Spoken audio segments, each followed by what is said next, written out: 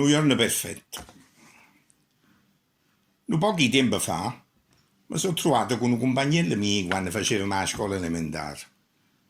Non lo vedevo da tanto e perciò lo trovai cagnato assai da come me la ricordavo io. Era tutto allisciato, con una bella macchina, elegantone.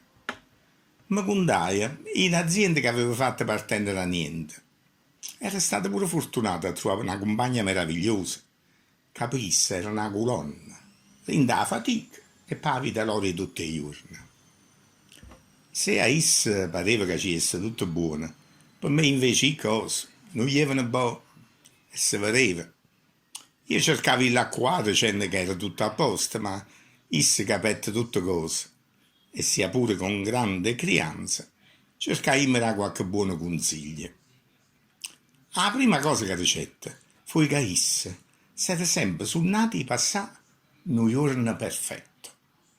Il tempo suo l'aveva impegnato per arrivare a quello giorno là, ma quello giorno là se l'era sempre sguigliato e pareva che non ci si potesse proprio arrivare. E poi, essa mi parlai del fatto che era fraccomodo. Era fraccomoda quando era nata, ma se fumava una sigaretta troppo nata, qua la vita che faceva non faceva bene alla salute.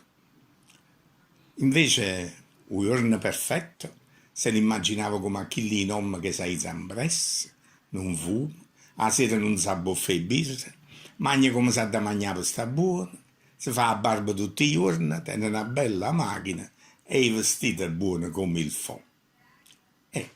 Una cosa di niente, ma valla a fare veramente. Io in quel momento stai un po' così, mi pareva una cosa scontata, banale. Ma poi, giorno dopo giorno, a cominciare a pensare un poco meglio. E dopo un po' di tempo ci provai. All'inizio, per parecchie settimane, non niente proprio di buono, però mi ricordava sempre quello che mi aveva detto cioè una volta un compagno mio. Tu non devi scoraggiare. Ricordati che c'è la può fare. Chi è il segreto? Non dai a rendere mai. Beh, io non mi arrendo niente e un giorno ce la facevo. Un giorno mi parette veramente un giorno perfetto. Mamma mia, che contentezza. Infatti 2 o 3 giorni continuai a mi ricreare in quella perfezione, ma poi, piano piano tornai a fare quello che facevo sempre. Anzi, a cominciare pure a pensare che, come era arrivato un giorno perfetto, e a così sei arrivato pure un giorno più nero. E un giorno più nero arrivai io veramente, come se fosse stato chiamato apposta. Ah no, non succedette niente di troppo brutto, però fui tra le cose più brutte, se volessimo fare un campionato di cose brutte. Quando tornai a casa, tenevo un cuore che se ne era sceso in dei cazzetti. Io era aperta la porta, vedete la piccerella mia, una guagliungella, e se mi guardai buono in faccia. Eppure che io la salutai con una rasella, capette subito che cose non gli erano buone. Dicette solamente, ciao papà, ti voglio bene, assai. E mi stregnette forte forte qui frazzella soia. Qualche giorno fa mi hanno detto che quello compagno mio che mi aveva parlato del giorno perfetto è morto.